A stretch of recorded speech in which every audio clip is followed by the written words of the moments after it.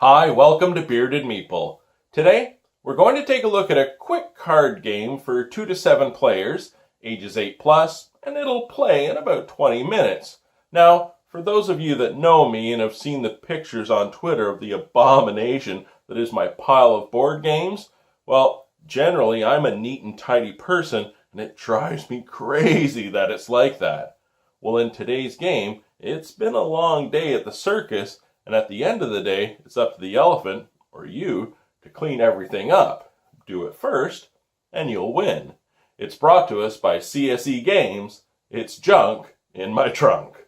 Let's take a look at it. In the game, there are a number of cards. Some are based strictly on numeric value, while others will have special abilities. We'll explain those a little later. For now, let's take a look at the setup and the gameplay. Now, depending on the number of players, you may have to remove a set amount of cards from the deck. From the deck, after it's been well shuffled, you will deal each player 3 face-down cards. They are not allowed to look at these cards at this point. You then will deal each player a hand of 7 cards. From those 7, each player will select 3 cards to place on the face-down cards. These will become their junk piles. And that's it. We're ready to begin. On your turn, you have a few options. You may play to the trash, pick up the trash, and then refill your hand. The object of the game is be the first player to get rid of all your cards. First, you have to play the cards from your hand.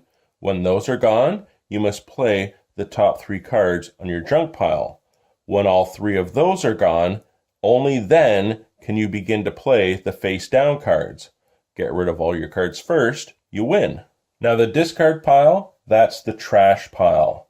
To play a card here, your cards played must be equal or higher in value. And you can play singles, doubles, triples, even a set of 4. But when that happens, well, we'll talk about that a little later. So, as there's a 4 on top of the trash pile, I could simply play 2 5s, and my turn's over. You always refill back to 4 cards in hand at the end of your turn, no matter what, unless the draw deck is empty. Now, if for some reason, if you can't play to the trash or choose not to, you must then pick up all the cards in the trash pile and add them to your hand. During gameplay, at any time, if a player causes a set of 4 to be in the trash pile by adding to it or simply laying 4 cards, something special will happen. All those cards are removed from the trash pile, but you don't take them in hand. They're removed from the game and set back in the box. That player then gains an additional turn. The real strategy comes from the cards with abilities. 1 allows you to peek. You'll be able to take a glance at the card on the bottom of a junk pile, from your own or even an opponent's junk pile. Swap, take an entire junk pile and swap it with an opponent. And 3 is flip. You will flip an entire junk pile. This is useful not only to gain information, but perhaps hide a card, hoping that later in the game an opponent will forget what it is. And as you play a 3, you could also flip an opponent's junk pile.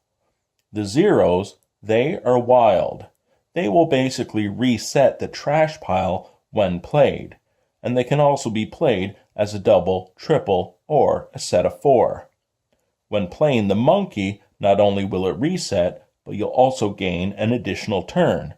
And with the ringmaster, it will reset. You will discard the trash pile out of the game and gain an additional turn as well. And that, my friends, is Junk in My Trunk.